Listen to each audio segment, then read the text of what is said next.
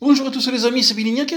Aujourd'hui, petite vidéo pour vous montrer comment on prépare la tarte à la mousse au chocolat à base de chantilly. Alors pour ça, il vous faudra de la crème entière liquide, 3 fois 20 centilitres, c'est assez. Une pâte sablée industrielle pour ma part, car je ne sais pas la préparer. Du chocolat dessert, ici du 70% de Lindt. Et des légumes secs afin de cuire la pâte sablée à blanc. Dans un premier temps, on va allumer le four en préchauffage à 180 degrés pour qu'il soit chaud, pour cuire la pâte à blanc. Et nous allons délicatement mettre l'eau à bouillir afin de faire fondre le chocolat au bain-marie. Le chocolat cassé en morceaux, prêt à fondre au bain-marie. On va surveiller ça pour faire fondre délicatement et remuer pour pas que ça colle. Et nous allons sortir le bol du robot pâtissier que nous avons préalablement mis au congélateur pendant une durée de 2 heures afin qu'il soit suffisamment froid pour les chantilly. Le bol du robot est installé, on va le démarrer tranquillement, on accélérera la vitesse plus tard, ou là je bafouille. Nous allons intégrer les 3 petites briques de crème liquide. C'est parti les amis, désolé pour le bruit.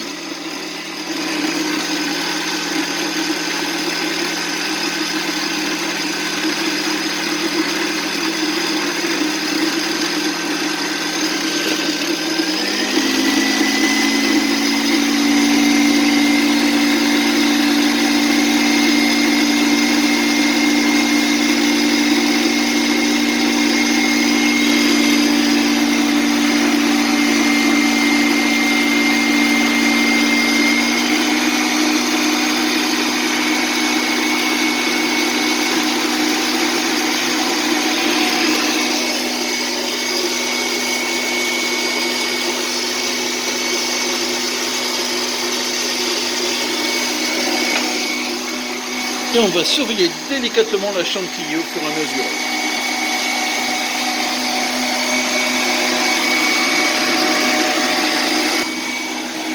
Pendant ce temps, nous allons ouvrir la pâte sablée, la poser dans le moule et la recouvrir de lentilles corail pour l'enfourner pendant 20 minutes à 180 degrés. La pâte est installée, j'ai oublié de préciser de mettre une feuille de papier cuisson avant de déverser les légumes secs. Sinon ceux-ci vont coller sur la pâte. Ça paraît tout bête, mais ça m'est arrivé la première fois que j'ai fait cette recette. Voici donc.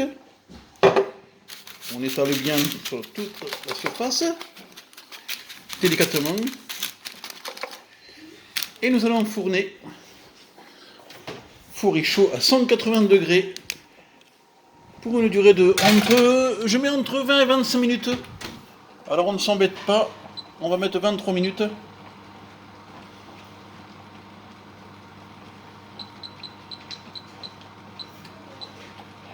Et c'est parti, voilà. Oh là là, ça bout prestement au niveau du chocolat. Regardez. Oh là là, attention que l'eau ne rentre pas dans votre chocolat. Oh, c'est quasiment bon.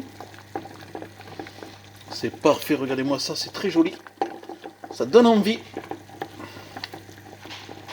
Et maintenant, on jette un œil à la crème chantilly. Cette dernière est prête.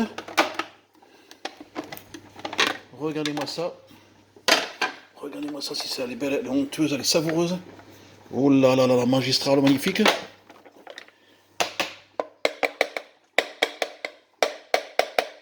Ici, nous ne rajoutons aucunement de sucre. Nous sommes sportifs dans la famille. Mais si vous voulez, à votre guise, vous pouvez rajouter du sucre, mais ce n'est pas nécessaire, vu qu'il y a déjà le sucre du chocolat. Regardez-moi ça. On a envie d'en manger. Oh là là, délicieusement bon. Ensuite, verser le chocolat dans un autre plat. Je pense que le mien est un peu petit, mais j'en ai pas d'autres, ils sont au sale. Nous avons également récupéré notre petit assistant, qui va de ce fait nous mettre la crème chantilly dans le chocolat que nous allons intégrer délicatement petit à petit. C'est parti, assistant. Alors regardez, il prend une bonne louche. Voilà. Et délicatement à ton petit assistant. Il faut intégrer. Voilà, délicatement. Voilà. Allez, tu peux en remettre.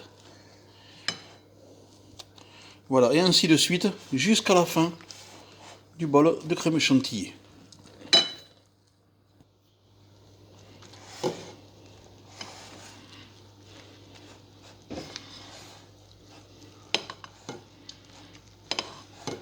On incorpore. Regardez déjà cette belle texture.